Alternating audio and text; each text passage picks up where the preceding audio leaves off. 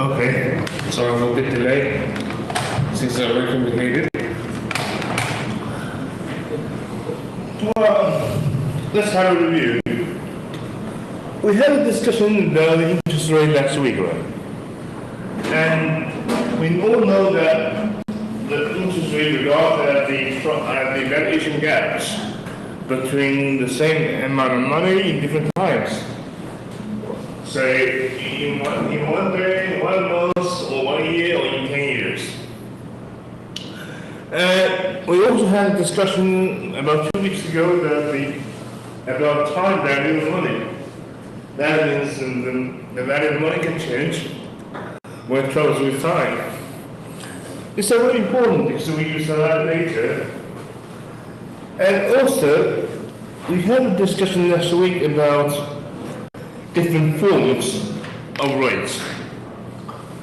Namely, EAR, effective annual return for rate, and APR, annual percentage rate. And to make things simple, EAR mainly refers to the actual payments or receiving,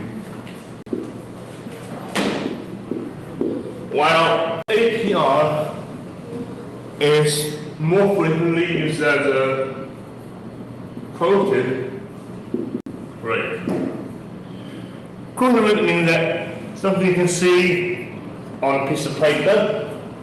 It might be a page from professional media, like Financial Times or Wall Street Journal, or it might appear on some pieces of advertisements from the insurance company, or from the mutual funds, or from some small financial firms trying to offer you some payday loans or small amount of loans. And we all learned that under those occasions, if the interest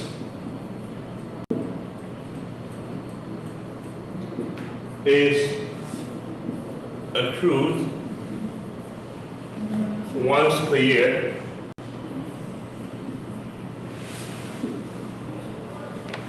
or namely, the interest is only calculated once per year, you'll find these two rates are in fact the same. You actually pay or receive the same amount of money as appeared or as quoted. However, the rates can be different if the interest is accrued in multiple times per year or once in several years. For example, if the rate is accrued not once but twice per year, you will find the EAR, the actual payments, is slightly higher than the quoted rate. This is because the EAR equals 1, and because we accrue them twice per year, so you divide APR by 2 and then compare that twice and minus 1. And by doing so, you'll find the rate is slightly higher. However, if you find the interest accrued maybe once for 2 years, you'll find you have saved some money that is quoted. So, in general terms, you'll soon find 1 and EAR equals 1 and APR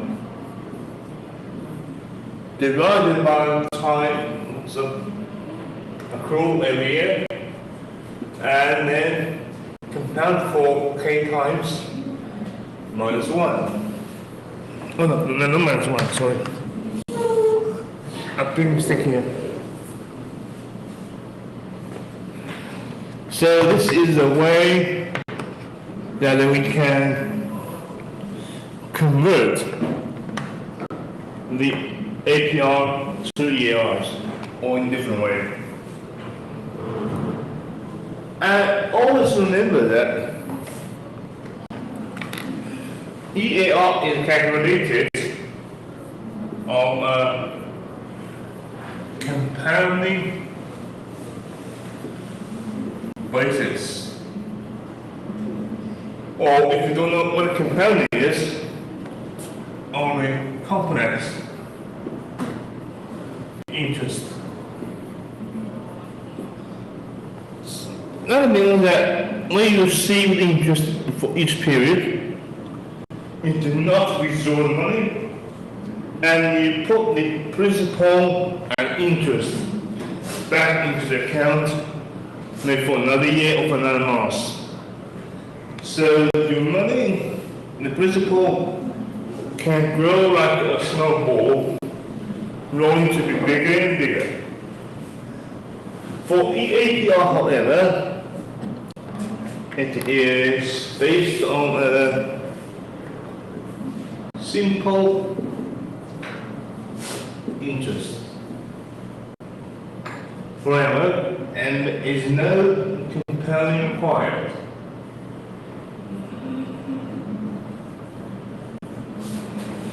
So what's the implementation? What can we imply from this? On quite a few occasions, we might have to convert an annual rate into a monthly rate or even a daily rate sometimes.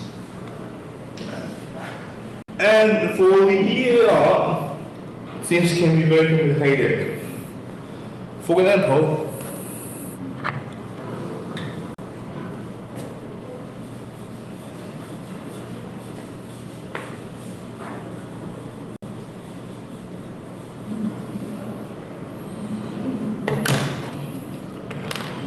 I have an EAR of 10%, or I have an APR of 10%. What I'm now trying to do is to convert them into monthly rate. The reason is that the project that I'm working on only lasts for maybe 3 or 4 months, rather than 3 or 4 years. And definitely, the annual rate cannot apply. And in addition, the interest will be accumulated on a monthly basis. So what should I do then? For APR, these are very easy because there's no compounding. So we just divide the 10% annual rate by 12, because we have 12 months in the year. So this is now a monthly rate. However, if you have the EAR of 10% instead, this will be more complicated because we require the rate to compare each month, right? So that becomes, we borrow this formula. Well, I guarantee that this will not appear on the formula sheet, because this calculation is very simple, right? And it is a must for you to memorize it or to keep it in your mind. So this will never appear on the formula sheet. However, you do not have to worry about the calculations on present value or future value? Because I will try to simplify that in two ways. I can either provide you a formula sheet where I'll show you how to make it, or I will simplify the question directly into a one-year project. So you don't have to worry about the current value or future value in multiple years, right? However, at the examination, I do ask for some volatilities of performance among you guys. So, if I simplify the question into a one-year project, how can I get some volatility there? So there might be some traps there. Be careful about it. Anyway, let's go ahead. If we have a 10% EAR for a single year, what should we do then? Don't worry. We borrow this. We have 1 and 10%. It's left hand part equals 1 and something. I have no idea, so we just put x here, x something unknown for 12 times. So by solving that equation, it will be very easy if you have a computer for your assignment or with a scientific calculator for your examination. You'll get it. So the core of this conversion is that you have to remember, you have to be in mind, EAR is always obtained on a compounding basis. The APR as a floating rate is always uncompounded. Okay, so also try to keep that in mind. Otherwise, you can have some problem here. For example, if I substitute the 5% rate of APR with EAR instead, you might be trapped by omitting these differences here. Right?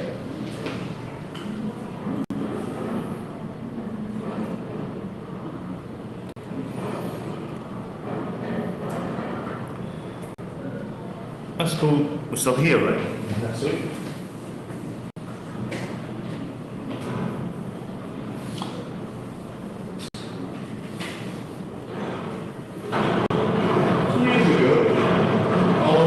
Had a 30-year amortization loan to purchase a small office building. The loan has 480 APR with monthly payments of 2,600, 103, and 33. How much do you owe on the loan today? How much interest did the firm pay on the loan in the past year? Well, this problem sounds a bit complicated, but in very simple. For example, he asks you, how much do you owe on the loan today? What does it mean? You have to convert or translate a question into something that you're familiar with and something you can do or feel. So again, draw a timeline here.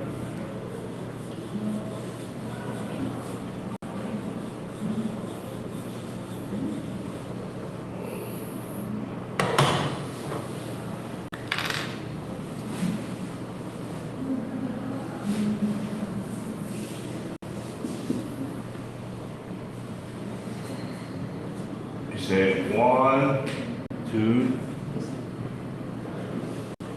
for any period. Be careful.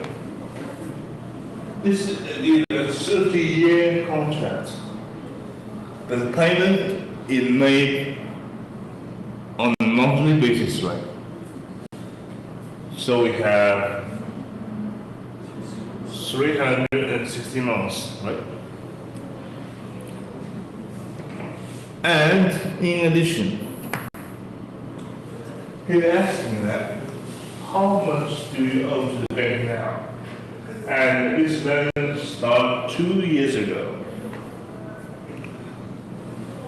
So how can you translate this question? How much do you owe on the bank today?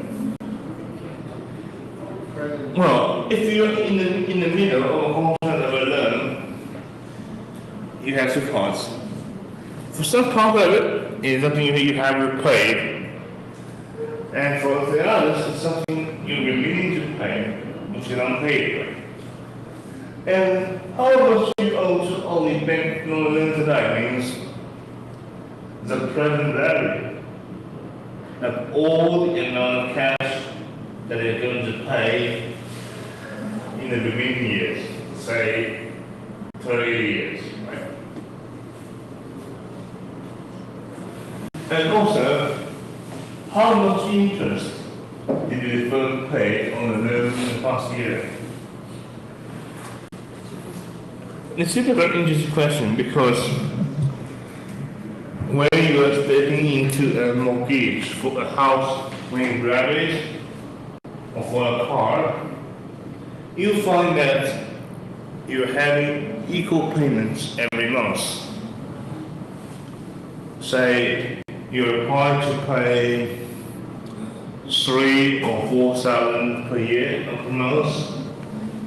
I had a car loan 3 years ago, which I have finished last month. In each month, I will obliged to pay 7,200 yuan per month. Even though I pay that amount of money each month, they're always the same. But the composition is different. Do you know composition?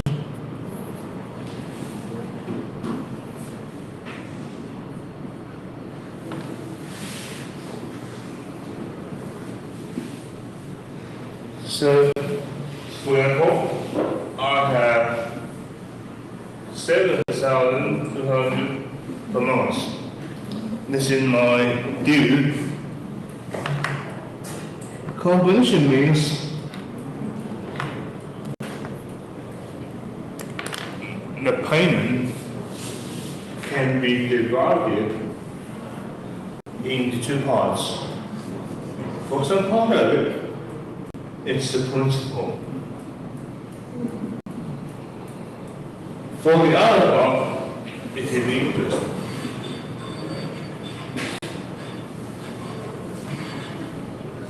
You will find the composition is always different in each month. Because as time goes, the remaining principal is going lower and lower. So you're paying more and more interest. In my case, I stepped into a loan for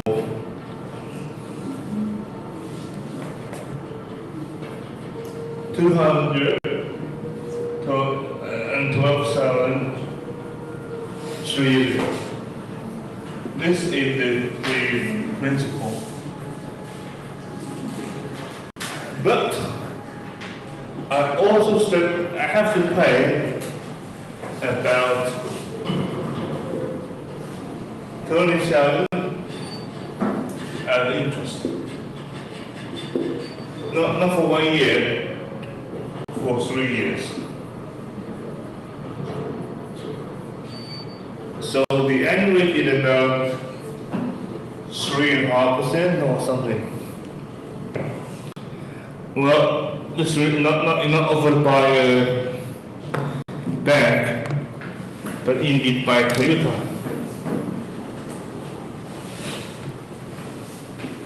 for you are financials. So you get confused, right?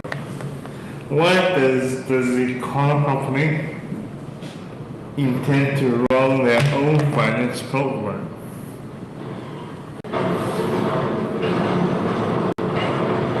And you will find their rate is lower than something can be offered by a bank. So this is a kind of promotion as well, right? We encourage you to buy a car, we offer you very low interest rate, and we bear the credit risk.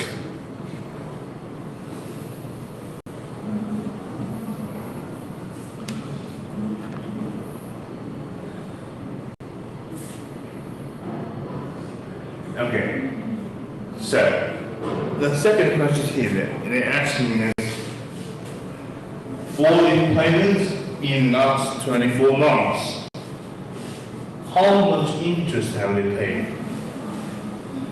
And for the first question, it is after 24 months.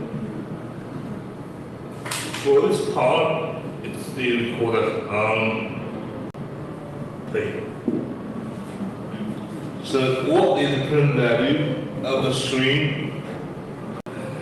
Not at time zero, but here, right? So let's see how they make it.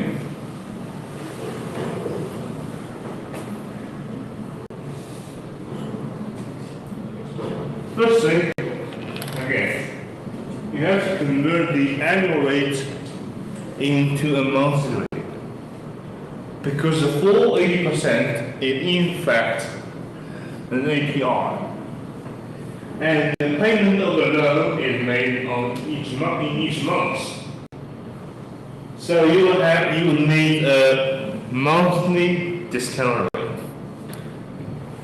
Fortunately, this is an APR. So we can divide the rate by 12 directly, and we go 0.4% for each month. So, what is the back to 2 years? Again, we follow the calculation here and get it. For this formula, you have that in the formula sheet. Right. But how can we know the interest? It's very simple. They're trying to know the balance of 1 year and now 2 years, and they will finally get there. Have a reading yourself later. This is the part that we're going to discuss today. Something in theory of the interest rates. We all know that interest rates can be high or low sometimes. Still remember that I told you that's another that when I was young, I had my deposit rate for 1 year as high as 10.98 APR.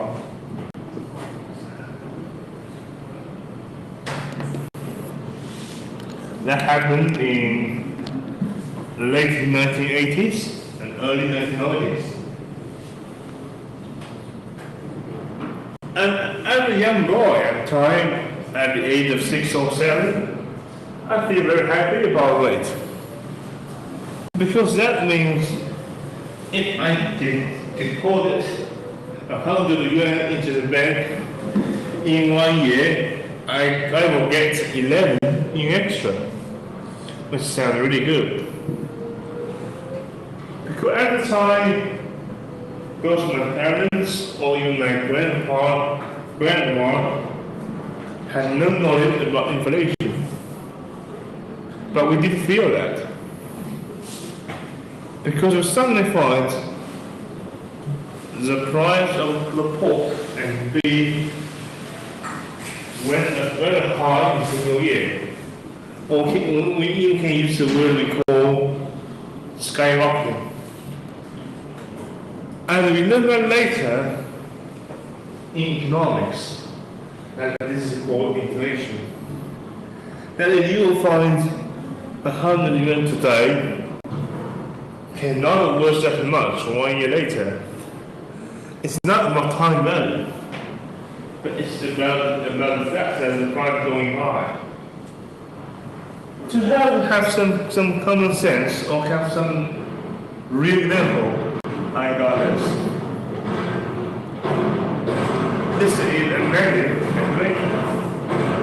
but indeed, this is a menu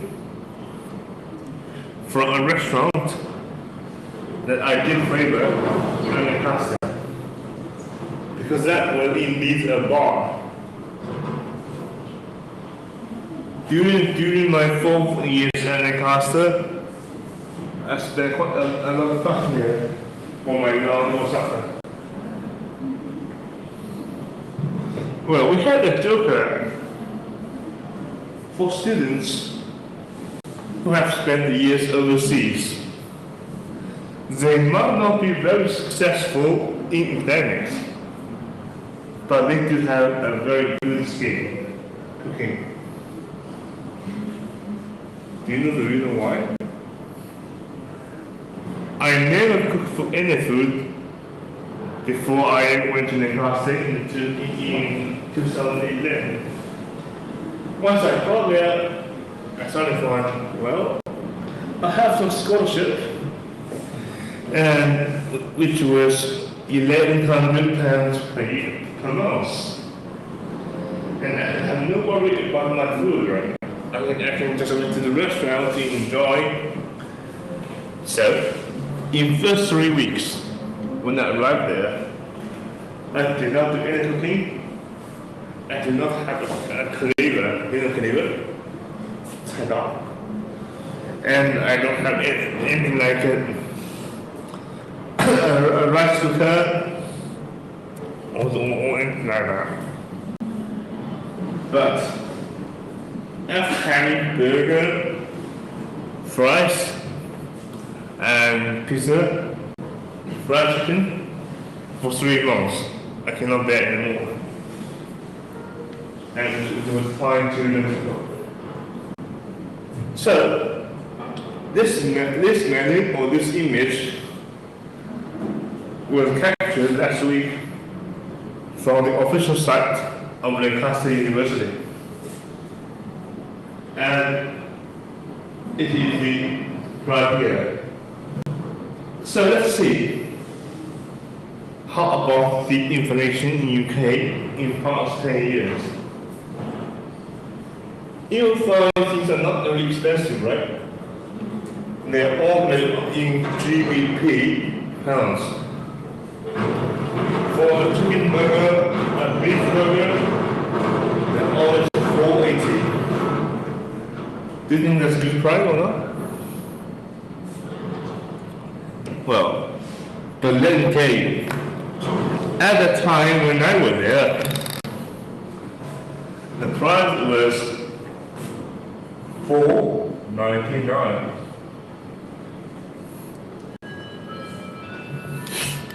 Give me a huddle, have a break.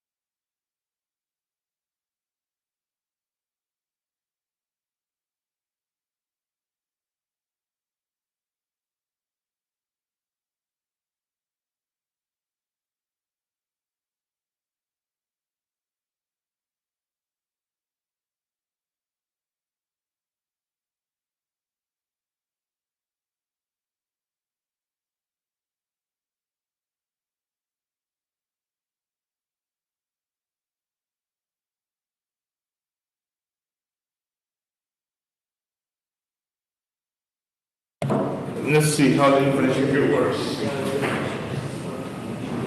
Let's see the menu. I go from the Lancaster University website. And this is indeed the bar that I used to be a frequent customer several years ago. And you will see a burger that's from 480 to 490 and very close.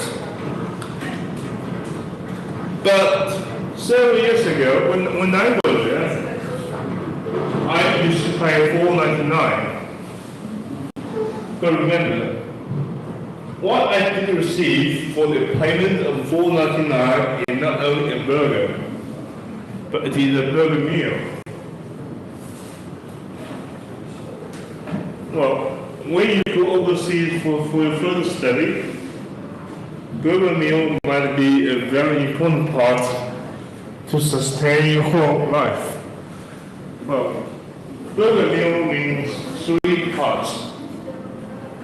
A burger, of course, otherwise there's no reason why we call it a burger meal. Besides that, there will be some fries, dinner fries, and a drink. Something very unhealthy. It might be a Coke, or it might be a Spring, or maybe orange juice or something else. Combine all of them together, the burger meal would be $4.99. At the time when I was there, if I would order a burger alone, without any other things, a beef burger would charge me $3.99. And now it is $4.80. So you see the inflation there. So why do we care about inflation? This is because if you deposit or you save your money into a bank and you allow the bankers to use the money to make their own profit by issuing loans.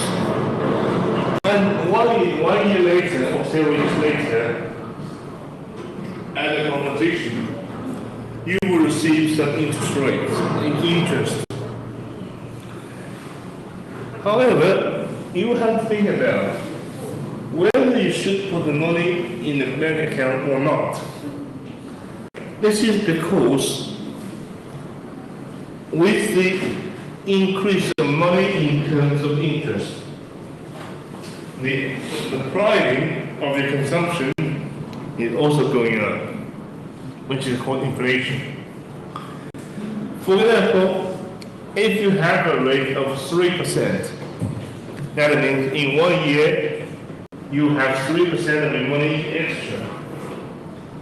But the inflation at the end of the year is 4%. That means even though you have received 3% of the interest, you're still having a loss of 1% because the price is going higher than interest. So what is the difference between these two rates then? We have two norms here.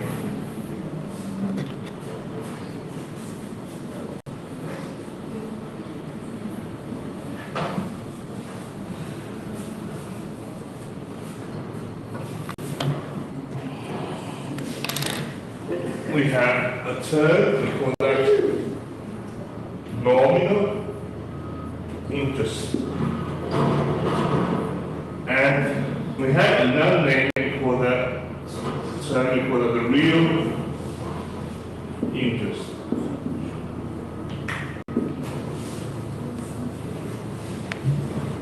So what the difference is, nominal interest means something quoted. Let's say 3% or 350 APR. This is the nominal rate.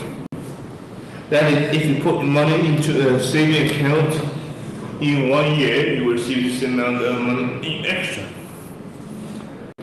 However, I told you that you will face something called inflation in the world. And inflation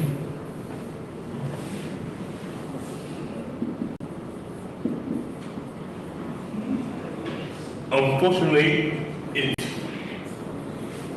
goes against your personal wealth.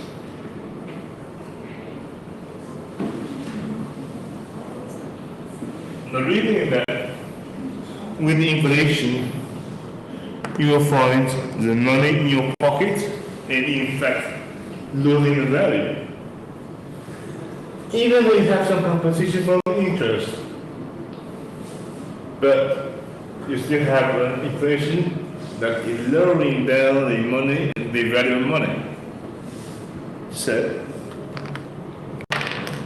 if we put the nominal interest and get rid of the inflation, we have something called real interest.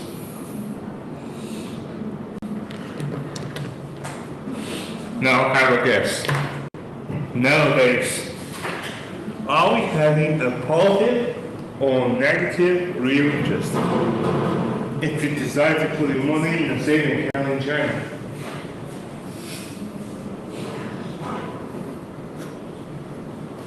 have you ever thought about this?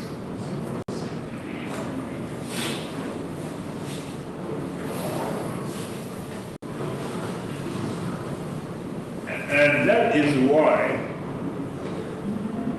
people are always trying to do some investments. Well, we have multiple ways to do investments. We can buy some stocks. If you're brave enough. Or we can buy some funds and we might get some earnings if you're lucky enough. And you can also join some wealth management program. In Chinese we call that tag, which is somewhat safer, but you will never find it overseas.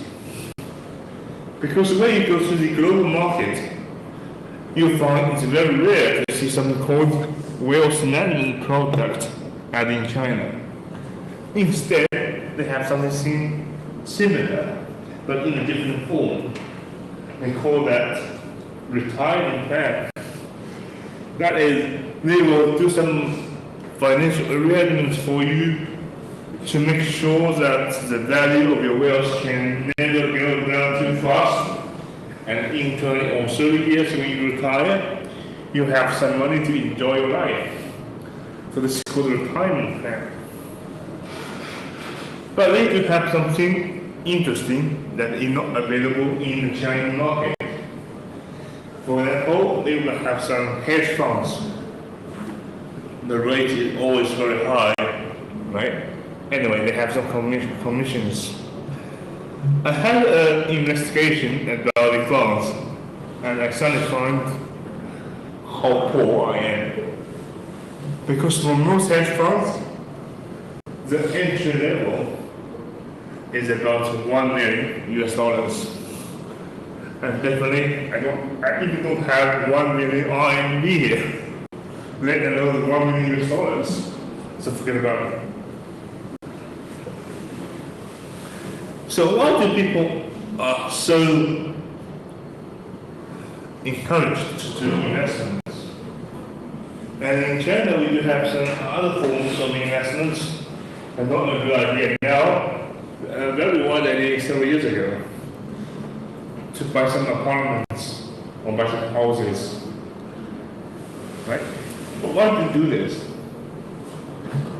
A reason is that they suddenly find if they decide to put the money in the bank,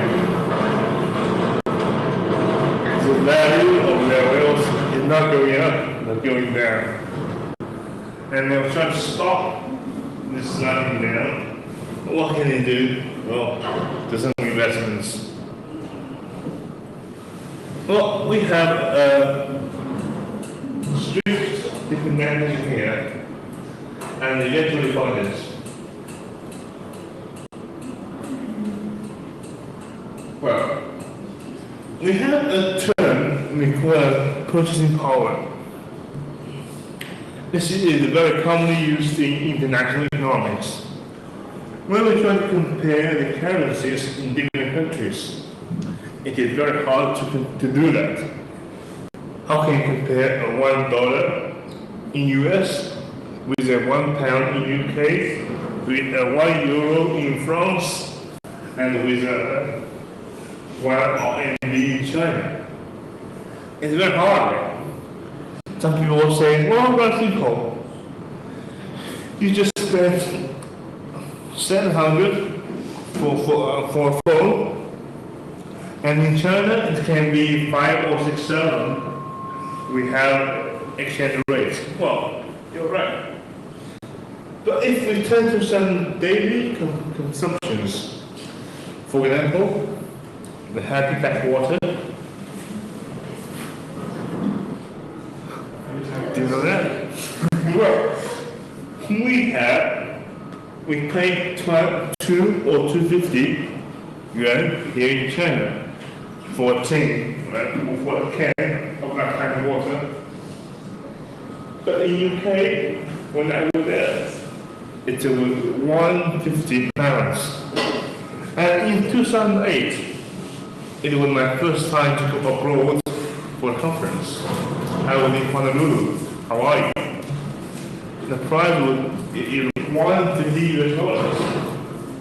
So we have the same can of having hot water, and we all pay around 1 or 2 local currencies, right? And also, let's talk about some vegetables. Now, then we have a test of your English vocabulary. I understand that you're all very good at English, right? You have done very well in the English examinations. So let's see your vocabulary. For example, what's this?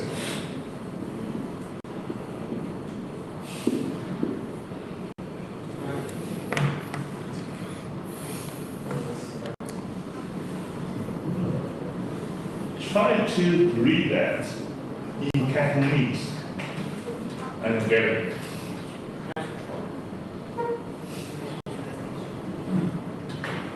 That's the name of a kind of vegetable. Yeah.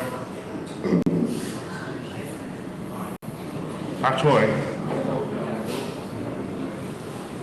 And let's move on.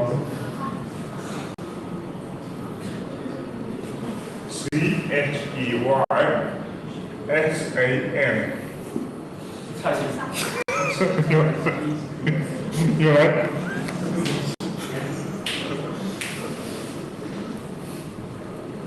The reason why I show this is that for a very small pack of pak choy, maybe 2, it can charge you 1 or 2 pounds in UK. But if you spend the equivalent amount of money in China, you'll have a very big battle there. What's that in the world? So you will find getting rid of the exchange rate. The price of vegetables are quite similar in China and the UK. It will charge you 1 yuan in China and 1 pound in UK. So this is called purchasing power. Sometimes you find for some currencies they have very high purchasing power and others not. So how can I calculate the purchasing power? It is in fact the ratio of the money increase scaled by the price. If you find your monetary bills is increasing higher than the speed of price going up, you have an increase of your purchasing power. Right? So we do some big variance, and that's what it is. And purchasing power is defined as real interest rate here. Well, given that we have nothing all as well, you must know this as well. Now you can see, I that guy who cannot speak Cantonese, how can I memorize all these words?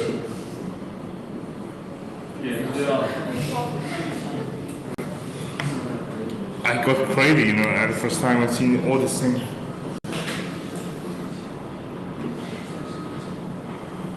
And also, well, let's be complete. I have one last thing here.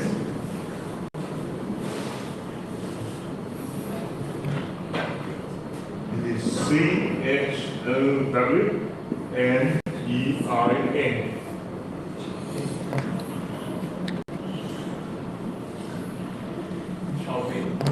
Fried noodles. 炒面。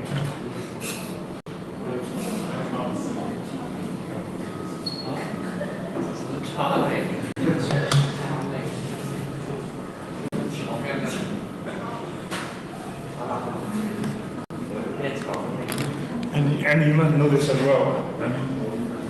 Very okay. Go.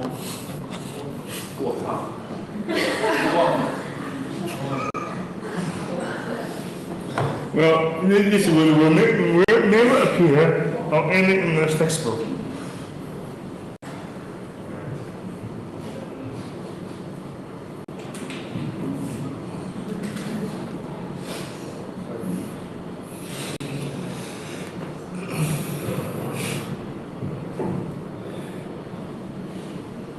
Okay, so now, given that we have understanding of the interest rates, so definitely you will see that the interest rate can go higher when there is a very high level of inflation. And that is the reason why we have very high rates in early 1990s. And again, what is the implication of interest rates?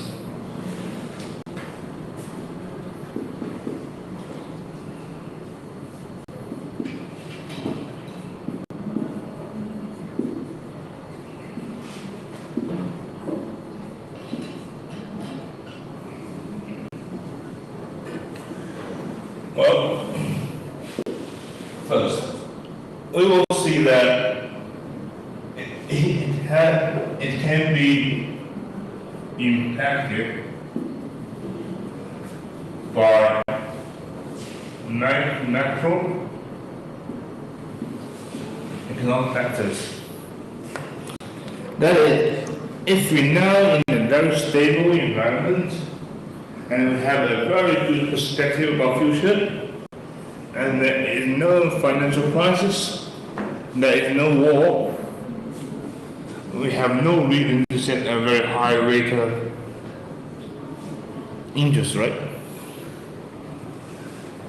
And if we are in some very stable or in some burst periods, in English we have two words for different scenarios.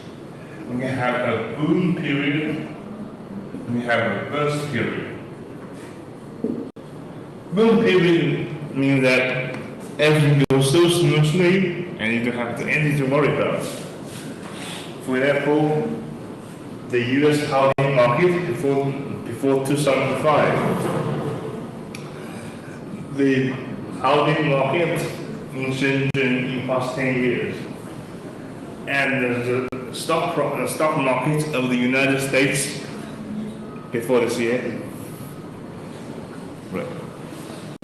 And we have some burst periods. For example, during a financial crisis or during a war. So you find that the interest rate can be influenced by these factors. Now, may I ask that if we can observe the current condition of macroeconomics in terms of interest rate.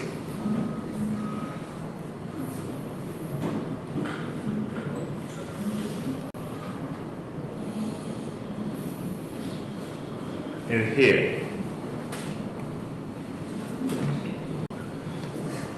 So we have a new term of it.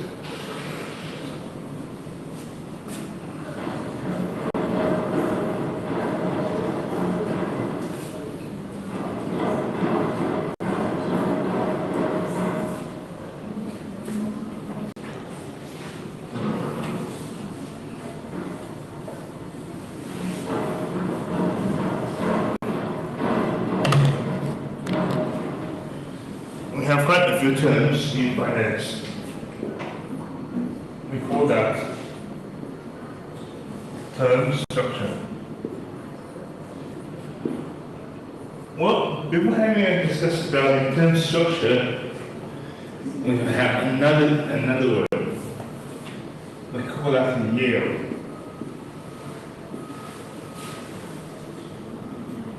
Guess what does it mean by yield? Yield is in fact another word of interest. For example, if you buy in some bonds and you will receive some money extra, right? It's the same as interest. But we have another word, we call it yield. For different kinds of bonds, they might have high or low yield, right? So sometimes we even have high yield bonds. Do you know any other name of that?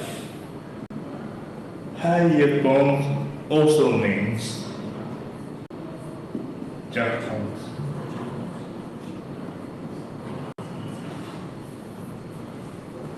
Why you call them junk bonds? Guess what kind of project can offer you very high return? Very high risk. For example, buying and selling of some military weapons, drugs, or even humans, which are all banned by the law. Right? So with very high risk exposed, the project can offer you very high yield or very high return. And for bonds, the only reason why they offer very high return for their investor is because they have very high risk of default. Default means you have nothing back. It can be very hard, it can be very wealthy in night, or you can have nothing in night. Well, let's have a bet. Let's leave that later. Now talk about the yield. And we also have another term for, with the term yield accordingly, is the term or duration or maturity. We will have a discussion next week when we bring the bonds. Maturity means how long we pay the money back. It can be 3 months, 6 months, 1 year, 2 years, 5 years, 10 years, or even 30 years. Now, may I ask that if you are a lender of money, right? Will you charge high or low rate for a lending program with long or short maturity. For example, we have A, B, C, three guys who are trying to borrow some money from us. And A said, I have very emergent demand, but I can pay very quickly. So he asked for 3 months. And B said, I need some money to start my new business. And at a new business, it can be very hard in early days. So I'll only repay the money maybe in 3 years.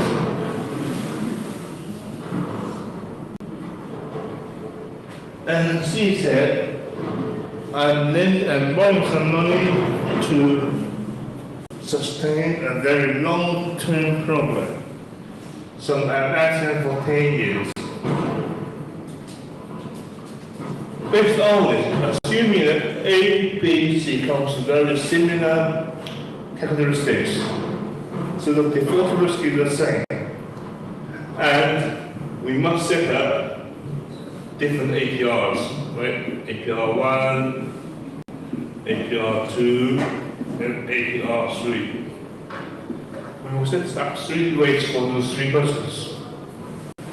Now, may I ask that, will you set up the same rate for all 3 persons or not? Why?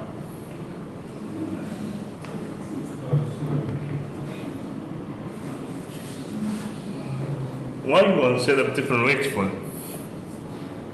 I think there's still a difference between the risk.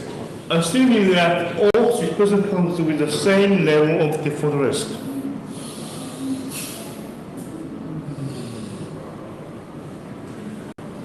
Currently, I'm not sure about future, but currently they come with the same credit rating, with the same level of default.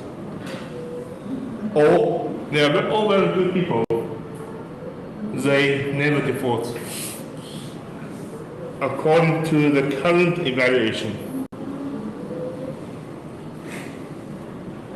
Will you stare different rates anymore?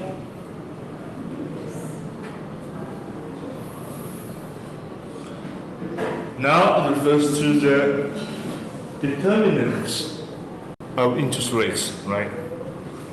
What kind of factors? So let's see. Interest rate might be a function of something. So what's the factors?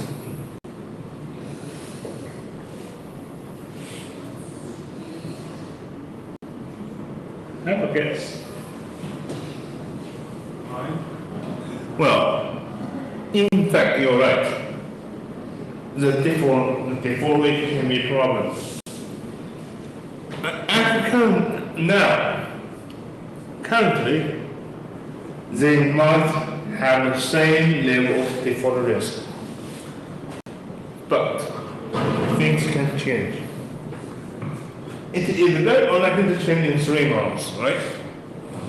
And in 3 years, well, we may have some movings, we will move a bit. But in 10 years, well, it can go anywhere. So, when referring to uncertainty, we always set up a higher rate for long-term projects or for long-term borrowing or lending, and a lower rate for some very short terms.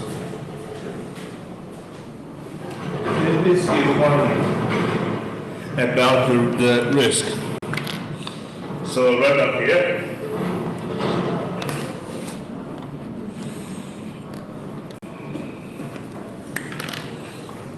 about the risk. But anything else? besides the risk. And the other factors can also have impact on the rate. Have a review of some very basic rules you have learned in economics.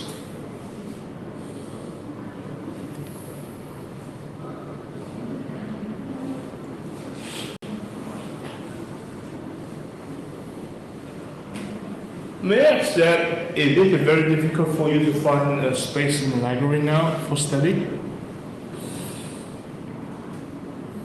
No? How about 1 week before the final examination? You'll be in the long queue, right? So why? Why it is very easy for you to find a spare space in the library now, but maybe before the Christmas you find the space in there becomes so hot, then they can find it. I even have some students who were brave enough to talk to me. Hey professor, are you in the office in the evening or no? What do you mean? Can you please lend me your key? Why do you want my office? I want a place to study. Very good idea, you know?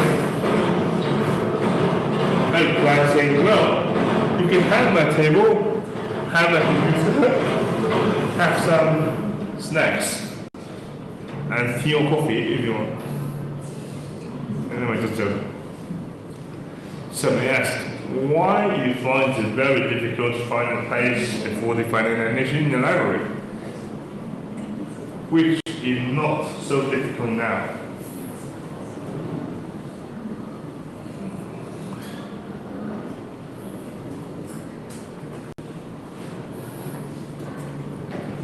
So, how long will you spend for you to take a drive from now here on campus to your hometown?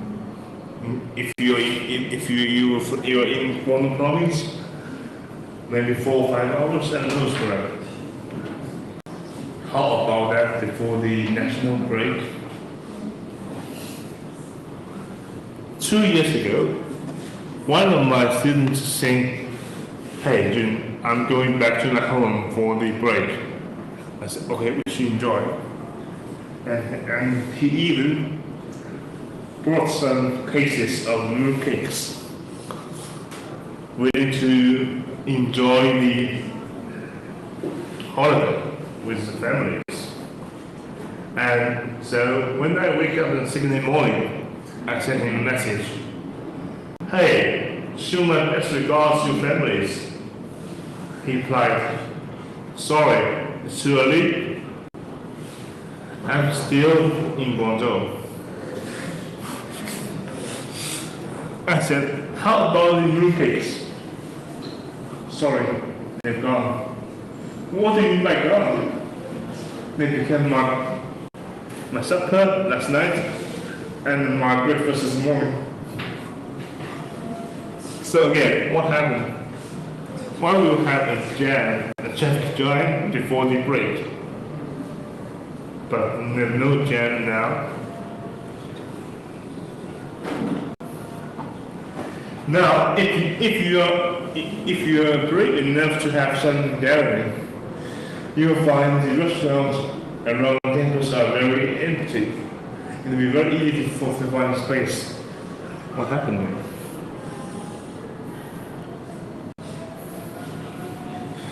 Because if you go to the restaurant for some food now, you must have a high probability of being knocked down tomorrow. I had my office mate come in this morning. He phoned me. "Hey Jim, I want to go up to the office now and go back home." I said, "Why? Come on. Let's have a chat." "No, I can't. If I do that, your hand will be knocked down as well. Because my code turns to be red."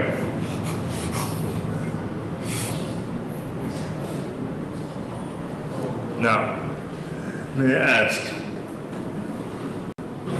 is there any other factor that can impact the risk on the risk? What is the basic rule in economics that you have learned in your first lesson? Demand. Supply and demand. Right? How many happen?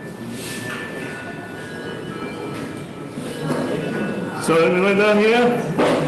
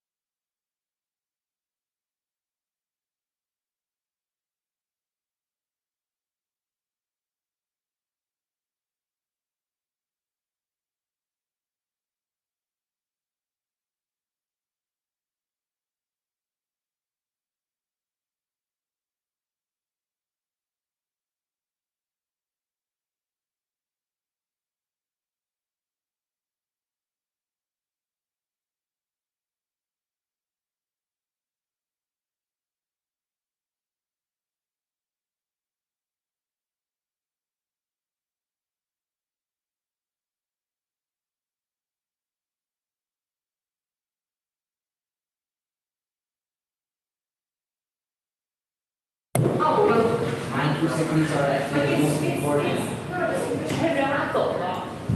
Okay, so let's move on. In 40 minutes, you can enjoy your food. Well, let's see. While we talk about the supply and demand in interest rate, is there any condition that the money can be in very great demand and that pushes the rate high? Like a release the money in a hurry so that for paying the value higher will pay not for sleep. Okay, one good explanation. In fact, this demand are always imposed by the financial institutions, let's say banks. Because, the safety of all the institutions, especially banks, are very important. I asked before, saying that if the bank fails, where will be money? Under most conditions, if banks fail, money will come in the wind, right? So, no matter where you are, whether you're in UK, in France, in China, in Japan, or the United States, you'll find that banks are always highly regulated. Highly regulated means that they will have to follow quite a few rules and guidelines that can never be violated. Among the rules they have to follow, a very important issue is that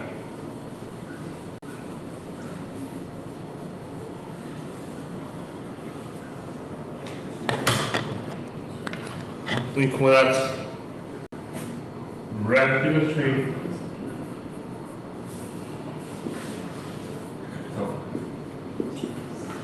well, I will explain it in detail here. Because I can spend 3 days on doing so. But remember one thing that the banks are required to reserve certain amount of money to make sure they can go against any sudden crisis. But if the banks fail to reserve enough money, what can happen? For this, we have a Tier 1 ratio. You don't have to know what it is, but remember the ratio. In the United States, if the bank's ratio goes under 6%, the Federal Reserve will come to help you. Help. They will come and say, you can do this, you can't do this, you can do that. So they will come with an inspection. Do you know inspection? Do you like it or not? For example, if you're hungry at 8 or 9 p.m., and you suddenly find you have some eggs and you have some spams in your dormitory. And more likely, you have a very small slow cooker and you decide to do something to enjoy yourself, which is very common. Right? However, you suddenly find there is a dormitory inspection tonight.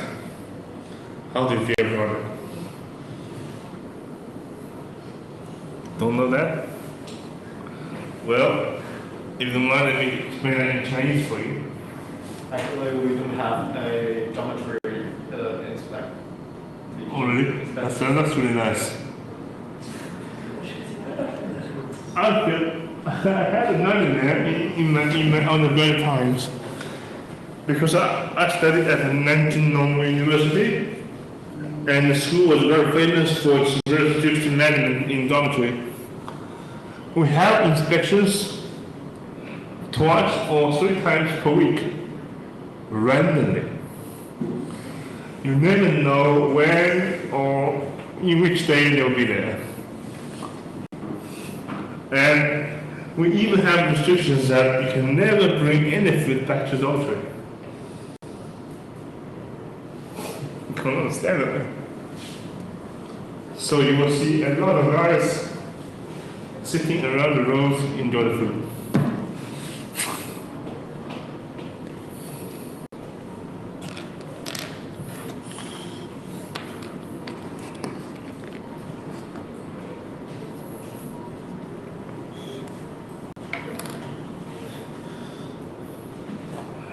One colleague just came to my office yesterday, and my office mate, not me, had a lot of stuff there. So her comment is, this is not an office. This is the dormitory for male students, right? Because everything is so messy. Okay, so let's move on. If the rate goes even lower, so that's a second stage. It's even less than 4%. What will happen? This bank will be taken over by a party dominated by federal. So you will see, if the rate goes a bit lower, there will be some inspections or some warnings telling you that, hey, your career is at risk. If you cannot do this well, you might have to go home.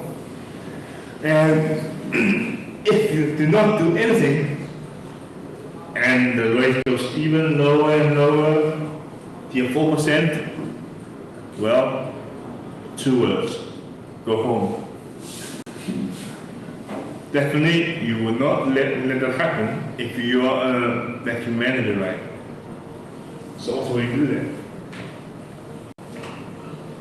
How can we make sure we have enough money before the end of the month?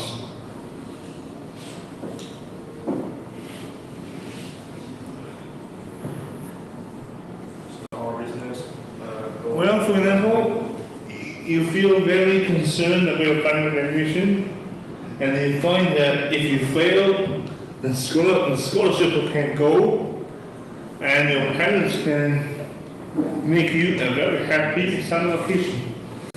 So what will you do then? You can either hurry up for a quick review or do some cheating, right? But how can the banks do the cheating? They borrow money from the market, right? For how long? Because the longer term you borrow money, the more cost there will be, and the more interest you have to pay, right?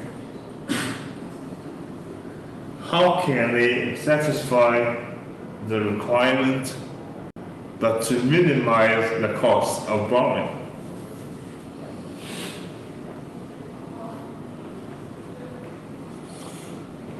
Because the evaluation of the solvency of a bank, which I mean the ratio, only happens at the end of each quarter.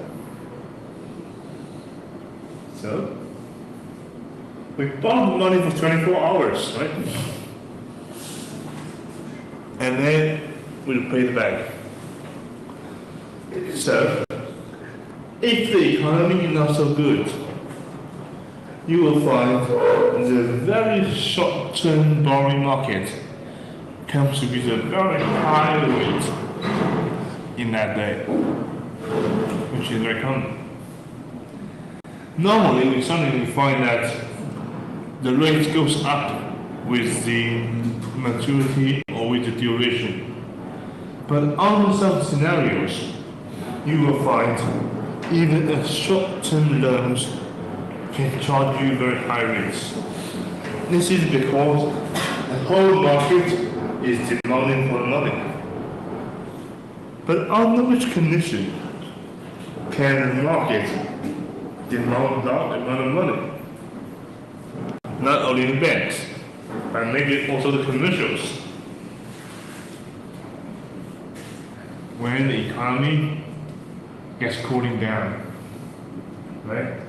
There's not enough sales, not enough revenues, but the business wants to sustain.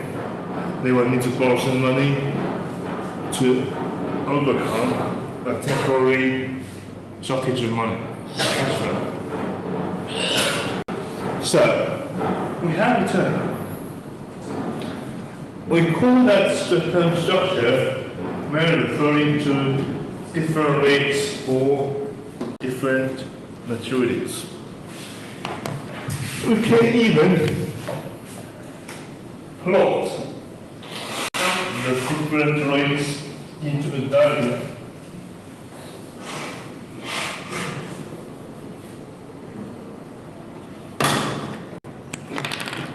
We have a y-axis as the, let's say, as the rate. We have a horizontal line referring to the maturity.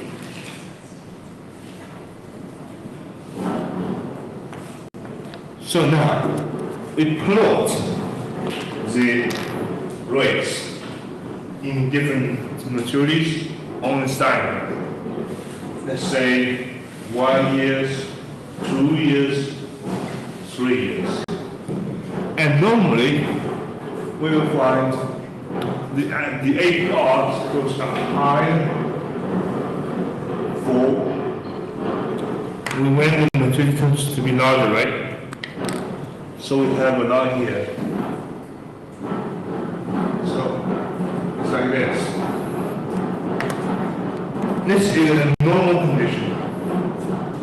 That is, the rate goes higher and higher when the maturity tends to be longer.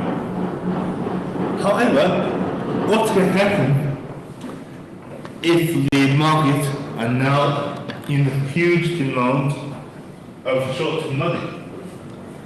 You will see a short-term rate tends to be very high, but the rate for long terms remains unchanged. So we read like this. So you will see a reverse curve like this, which means that the short-term rate can be very high. It can mean some disorder in the market. So this curve has a name for that yield curve. So CUR. Namely, we regard an upward yield curve as a representation of normal conditions. And we can observe an inverse yield curve when something wrong with the economy. So that is the relation between the yield curve and the macroeconomics. And also, that is a very simple implementation of interest rates. Now let's see. This is a diagram for the rates in past 50 years in the United States. And you can see some recessions in gray areas. And see, what happened during the recession periods?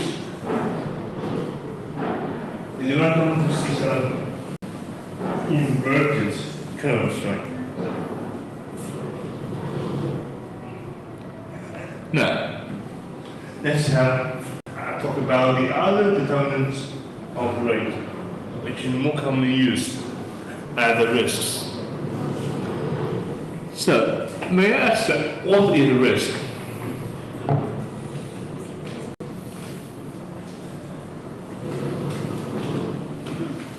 What is risk? Yes. The probability of failure.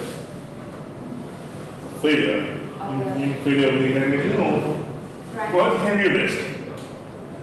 I also have a joke in my class saying that if you do not come here, you have a risk of failure. Well, that's a risk. So risk means uncertainty, right? Something that becomes uncertain. But we have two different kinds of uncertainty. One is the uncertainty that we can estimate. We can estimate. The other is some uncertainty we can never anticipate. For example, I never know the probability of being hit by a car after stepping out of the factory. I do not know. Right? But I can calculate the risk or the uncertainty about the length of my life if I enjoy too much happy water. So, what kind of uncertainty do you care about in the finance world? Definitely, it's something that can be estimated. So, in finance world, we always talk about the uncertainties that can be estimated. So we're referring to the risk here in finance. Well, it means uncertainty, of course, but it only refers to the uncertainties that can be estimated. For example, the risk of losing money in a very bad investment. And also, even though we have uncertainties of going up and down, we have the uncertainty of being a millionaire. We have the uncertainty of failing examination. But remember, most people in this world have a nature of risk aversion. So that leads to be concerned about downward risk.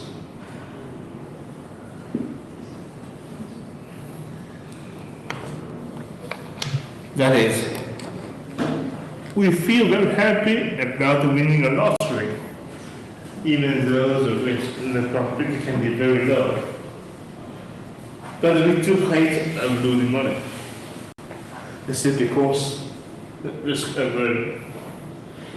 So on those occasions, when referring to the risk, we mean downward risks. That is, the risk can have negative impacts towards your well-being. Now, when referring to the borrowing and lending, what is the risk then? Well, the main type of risk here is about the risk of default. Default means the borrower finds it very hard to pay all the money. So, now the question is, will you charge me a high or low risk if I intend to borrow some money from you?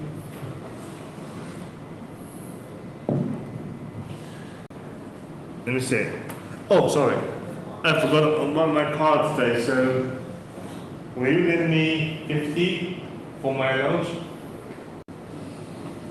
Yes or no? Yes. So how about the rate? You're charging interest, right? Now, oh, sorry, can you please lend me 10,000 because my computer does not work. Will you?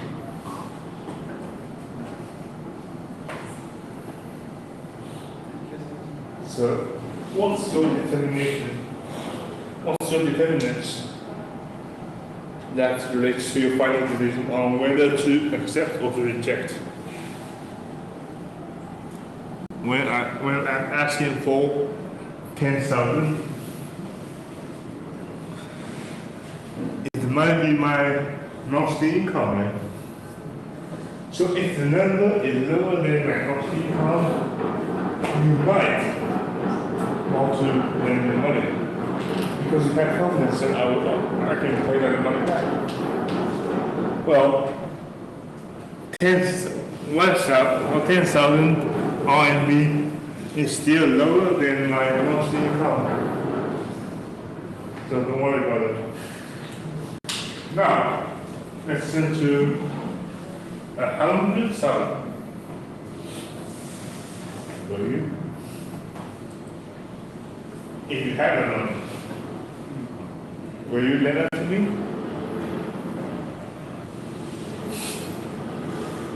Well, silence means rejection without any word.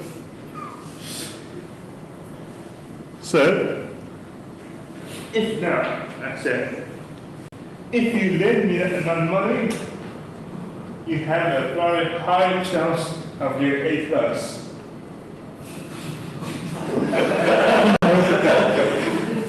Will you? You might, right? But if Sonny finds that lecturer is very poor, he only earned about, we say, 10,000 in a month. But he's asking for 10 times of his monthly income. And now, given that he's guaranteed of A plus, you're willing to have a try. But how can you handle the risk of my default?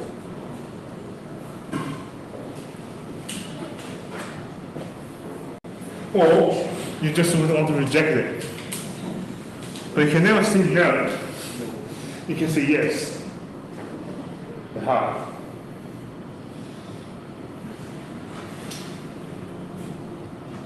How can you reject my demand by saying yes?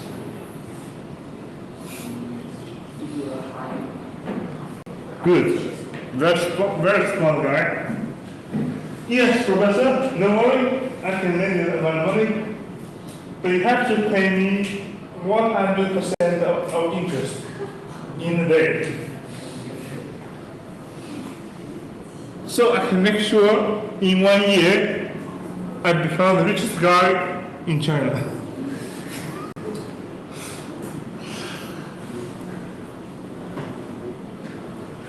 Then I'll ask you, how can you dare charge me such a high rate? You need to explain. How can you explain that in a formal way? You will say, well, given your monthly income of 10,000, I do have a concern whether you can repay the money in time. So, unfortunately, your credit rating in my mind is very low. That is the reason why I charge you a reasonable rate of 100% per day. This is called bullshit in the formal way. Okay. Now the question is, why do you charge somebody a very high rate if you find this guy can be can come with a very high rate risk of default. Why? We always say high rates for people with high risk exposure. But very seldom people ask the reason why. Why do we charge a guy with very high default risk a high rate? Because high default risk means he is unlikely to repay the money. Why do we even charge him a high rate, like a double hurt? Why do we do that?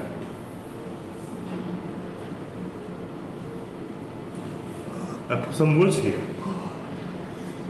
Because I do concern whether I can get my money back. Charging a high rate means I can get as much as possible before you guys start the default. Right? So this is a way to lower down my loss. But another question. Why do we want to lend money to people with high risk? Why do we reject it?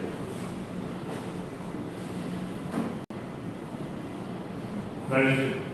It's like a paradox, right?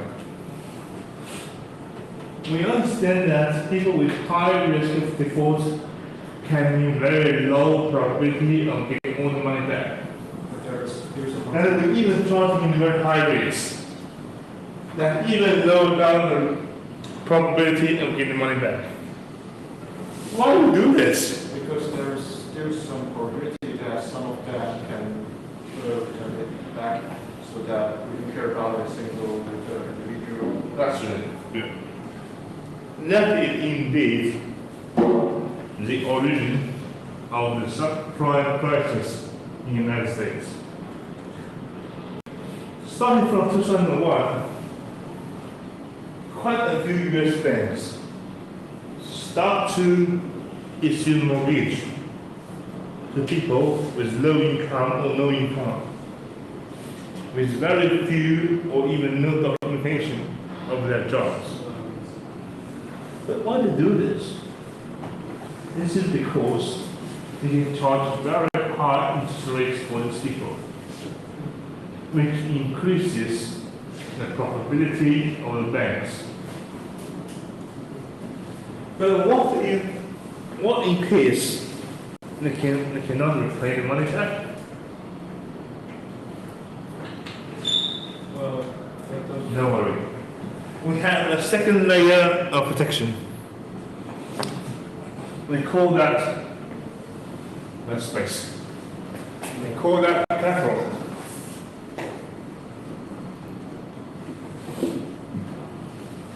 That is, you will have to bring your house to the bank, and you cannot pay the bill. You cannot pay. So that means if you default, your house is my house. And because since 2001, the housing price in the United States is going up and up every year. So even if now your house becomes my house, there'll be no loss. They can do a small profit if I sell the house. But in 2005, the price of house is not going down in the United States. And a lot of people start to find they just lose their jobs. Without any job, there's no chance to pay even the interest rate. So at the time, the house will be transferred to the banks. Given the lowering down of the housing price, the banks find they're having a loss because they cannot sell the house in a good price, and then it becomes a crisis. That's the story of subprime loans. Well, I also have told you that the high yield bonds can also mean junk bonds. But why do the investors want to buy these junks?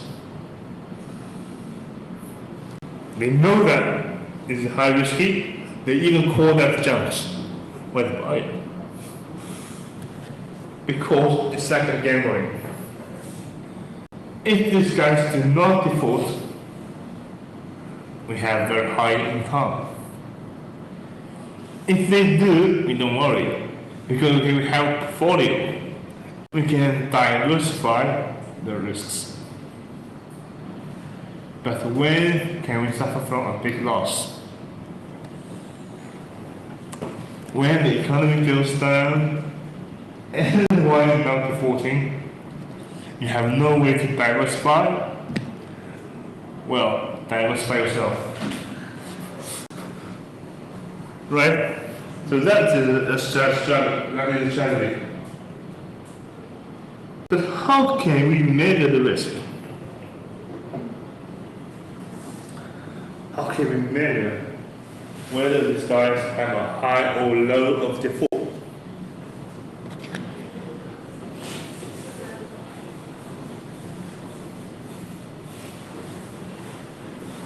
You know, when buying a car, you have a certificate of ownership. But if you are in the car mortgage, the company will keep the certificate temporarily until you pay all the loans. Which is same for me. And the guy said, hey, can you please swipe your ID card here? I swiped it. And then the computer pops up. No collateral needed. That is, I do not have to put my certificate there. Why? I got that computer low.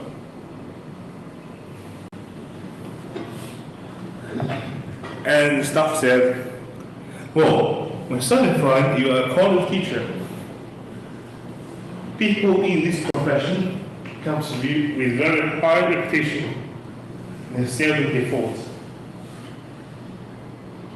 So this is kind of risk evaluation, right?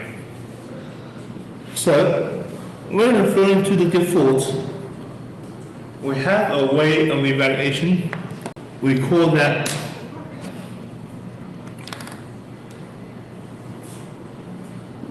credit rating. And we have two branches for that. One is for individuals. The other for firms. For individuals, we have some scores. We used to have a credit from the Alipay, right? And you even have that when you're trying to apply for a credit card or for a loan from the bank. And in the United States, they have something called FICO.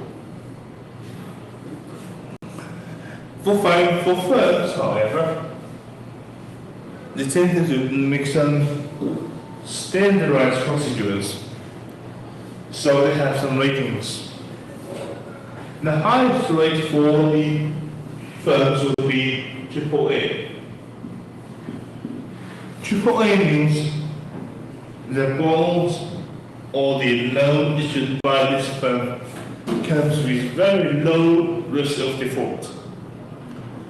And if you have a higher risk of default, we will have A, B, and then A, B.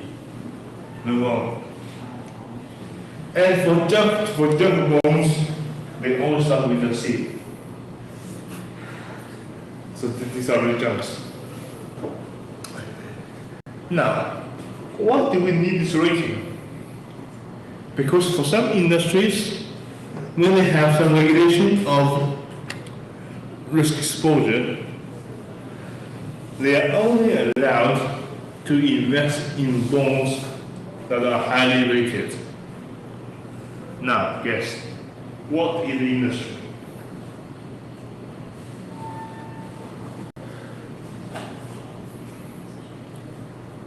This industry is very close to your million. It's insurance. Because insurance companies must invest the money into the market to ensure that they have enough funds to repay it.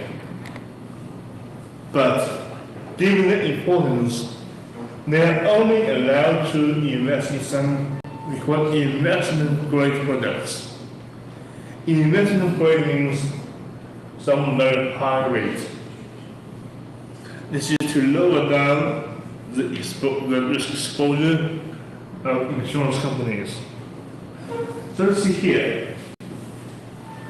We have very different rates for bonds that are issued by different companies.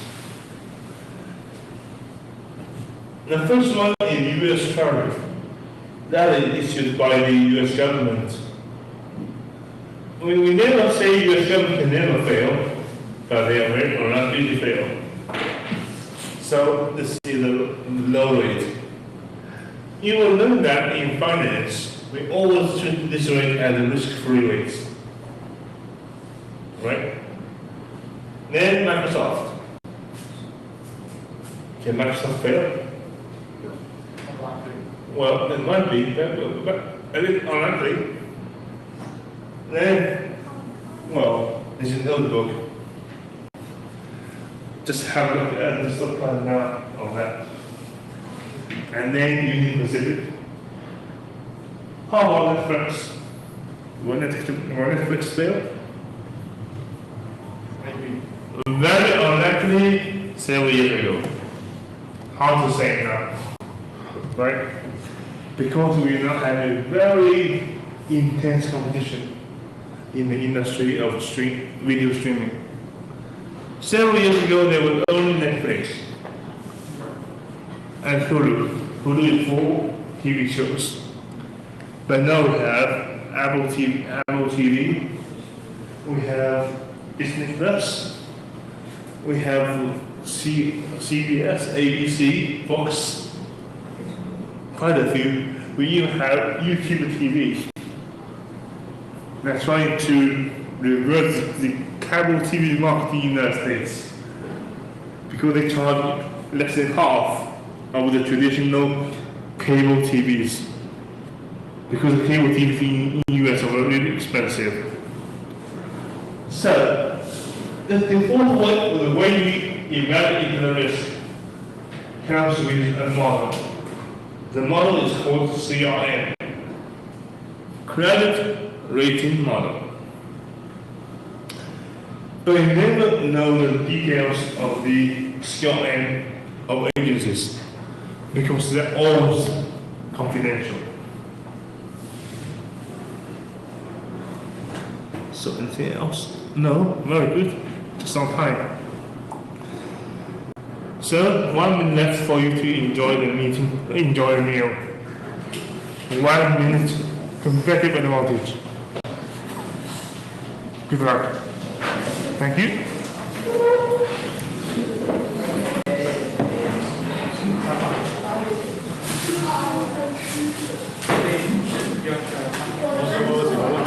OK，这个就第一个，它